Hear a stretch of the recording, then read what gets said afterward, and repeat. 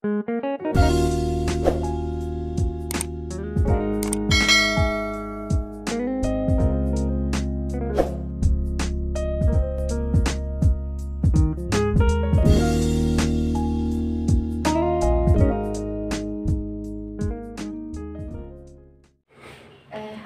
عليكم ورحمة الله وبركاته. عشان أحطكم أرى سجنتا قبلني سنفتاني سجنتا نتي قبلني سجنتا سني ولما خلال لتها نفعنا ترى سجنتا تني هنگا تمرت أكن نفعنا ترى سجنتا تني مالك جت ولما خلال لتها أنا فعنا ترى سجنتا تني كل تما خلاص سجنتا تني خلال لتها سجنتا تني سي كمان أنا لتي عدونا أحمد مئة أكا متافتي جالسة كنكي تكو يوسرتي فوق في تمام يورتي هيرمتي كذا مجلس مين في إبس فريد أنتي أيوة لا جامو جالسة كنكي تكو يورتي هيرمتي سيجا مجلس معرف هاي قلتهم مسنجنا كمان كلتين درس سكنتات نيتي خد برتها سكنتات نيتي أتي فتيها جمال قلالتها فتيها جمال مئة أكن متكت جالسة كنكي تكو يسرتي فوق في تما يورتي هرم دك سيجا مجلسة مين جالسة نمرتي هرم نرد بولو وانتي جالسة نما تكو فكينا في أتي يورتي هرم دك سيجا مجلسة ما جو جالسة كنكي تكو سرت فوق سيجا مجلسة جو جالسة كيوم كذا سيجانا قافتيتو من فوق بينينو نزوبا فوقا جالسة جواتي أكمل ما دي جالسة ما يرمورا جالسة ما يوني هرمه واني جالسة بوزاتي أكمل أني جالسة كيو فوقه أكا شريعة إسلامتي شريعة أساس وان بون دين دينجر جالسة كيو فوقه إرانا نجم مجلسة garuu kana gammachiisu ani walumaa galatti dubartoonni akka jaarsi isaa akka jaarsi namarratti ta'u hin fedhu kamiyyuu taanaan hin fedhu garuu waan dirqama taate kan jaarsamaa yeroo morraa jaarsummaa kiyya sun narra fuudhee bultii kiyyisan keessa yoon jiraadhee jaarsi guddoo tahee yoon jiraadhee irra na gammachiisa jaartii duraatee argamuudhaaf.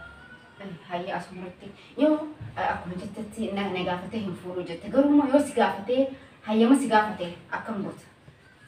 فلو في الآخر هنكنا يومين قوات لأن وانا اليوم هنكنا هنا جارتين توني واحد دوجرا بيته. حتى جالسة جارتين هبيو ما جاني. جارتي دوجر واحد دوجرا مسترا سانكي ساني ده أبي يومين كنين قوات بيته.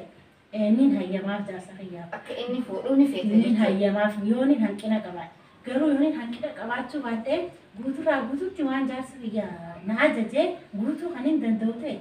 هنايا قالوا جالته يو إني فودس دركم عن شريعة حسابهم مكب أكون شريعة سلامة تسكون هواسك يسجلت اللي إجازة تكو إيرتك فهند أفوي أكبر شريعة شريعة مسلمة أيام تجرتي شريعة إساس بكم تنتين قالوا أكا متى خيرتي جا إفكاستي ديناس مرة سي أتوقع ما قلت خيس كنت تسجم قالوا ما يرومورا كيومان سنرتي يغرو هاتو نميتي تبودان لفت سنس أي سبب مساتس واني سيني نميتو فكين يفجار سكن كيكوني أني بتي تبتون دل دوجارتي لما فاجرتي جار سخيرتي تبتون دل دو ما تسرور حتى جارتي ساتي ولي واجنا جارتي ساتي فكين يبيوني أواجه هنكين قبان جدي هنكين قبانانو جارسي هنكين نفولين عن جدي هنافو أني جدي مورال تكسيتي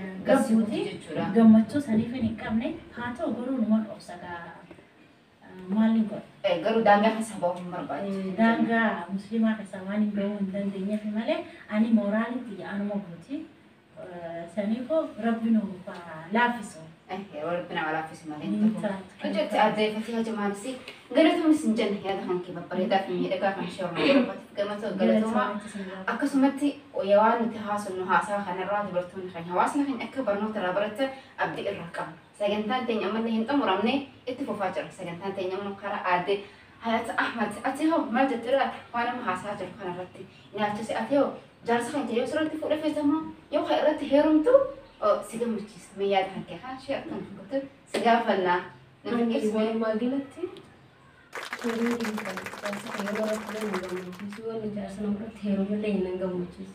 Sababni isaatis Sababni bakka jechuun namni ana akkasumatti hin fedha. ati akkasumatti feeta ati muslima ati oromoodha. Muslimni shari'aa qaba, oromoon safuu qabdi. Jaarsi tokko sirratti fuudhuun homaa hin qabu. Shari'aan sayyeenteetiin jira. Garuu jaartiin takka irratti heerumuun akka aadaa oromootti illee safuudha dhorkadha. Ni ulfaata haa jennu. Garuu ati maaliif seera ittiin bulmaata oromoo kanis maaliif cabsite laata? Seera shari'aa kana maaliif fudhatu jettee ati muslima taatee mee nuuf ibsi. Dhugaadha akka shari'aa islaamitti fuudhuun halaal godhee jira rabbiin biitee garuu immoo ani ati aadaa safuu hin beektu safuu baate akkamitti oromoon safuu qabdi akkamitti seera ittiin bulmaata keenyaa kana akkamitti cabsuuf yaalii godhaa jirta. Keessa khiyyaa hin fudhanne. Keessa khiyyaa hin fudhatu malee garuu yoo dirqamni si dhufe akkam gootu. Dirqamni yoo dhufe garuu waan godhuu danda'u maal dhiisa. Ni hayyamte yoo dirqamni si taphattaati nama hayyamte. Ni hayyamu maal dhiisa isuma sana isin hin dhiisa. Achumatu jireenya kan keessanuu dhiistatti jireenya biraa eegaluuf tattaaffii goota malee isaan isa sanii wajji jireenya tabba yookiin immoo wajjin jiraadha jettee abdii irraa murte jechuudha yeroo gabaabaa keessatti. Moo ni daani falmi wajji. Fuunan baqqaan maal dhiisa. Daftee abdii irraa murte jechuudha. Jaalatti tantee hedduu tattee gara nama akkasumatti gamanummaan anis gama akka nama taphatti sagantaan adeeffatee hasumaa jettee fi ani jenne filannoon teenya takka maaliif yoo fayyadu taasisan hin jenna. Anis akka dubartii muslimaa takkatti akkasumas akka dubartii oromootti oromoon safuu qabdi seera ittiin bulmaata qabdi nutis akkasumatti shari'aa muslimaa kanattis seera qabna seera gahaa qabna waan san ta'eef jecha ani oromoo ani beeku oromootti kun hin barbaadu. Ani waan muslima ta'eef jaarsa fayyaraan darbee akka waan rukni fayyana hayyamnis godhu hin barbaadu. Garuu immoo jaarsa fayyana irratti heerumurra narratti yoo fuudhe ni gammachiisa. Maaliif yoo fayyadu hin taata walumaa laalaaman immoo Jaarsa heerumuun feetu. ani jaarsa galatoomii ani jaarsa namaa heerumun fedhu. Maaliif jaarsa xiyyaa yoo xiyyeessu yoo narratti fuudhee fedha malee ani mana namaa irratti seenurra xiyyeessa yoo narratti seenanii ni gammachiisa. Maaliif yoo xiyyeessu taate yoo niin gabbee seerattis irraan arkadha. Akka aadaa oromootti safuttis uummata xiyya birattis hin qaamne jeetii yaada. Akkasumatti immoo rabbii fayyarraa immoo kana caalaa akkan waa hunda arkadhu abdiin qabu je'een yaada. Sanumaafuu jaarsa xiyyaa akka ani irratti heerumu hin hayyamu. Garuu akka narratti fuudhu hin hayyamaaf ana osoo hin ta'e rabbiin illee hayyama. Irratti heerumuu barbaanna faajamee dubartii hedduu nun dhiistu beekte kanaafuu amanta nurratti fuudhu wayyaa jennee dubbii gabaabsu ta'e. Amma nu dhiisa nama hedduu nu laalu jira. Kanaafuu ifirraa nu eegan ganaa. Akkasumatti gaanii jenne malee. Ijji duraan waan nurra baay'atteef jecha iji hedduu nurra jira. Ijji waan nurratti baay'atteef amma yoo asirratti ol baanee dubbanne hedduu zayitii fa'a nurraa jira. Kanaaf namoonni hundi xiyyeeffannaa garaagaraa nurratti kan namaa jira. Gabbaanee bobbaanee jiraachuuf jireenya maqaa kana keessatti lubbuun keenya irratti alaafinatti kanaafuu ani waa'ee jaarsa namaa kan inni raadhiis.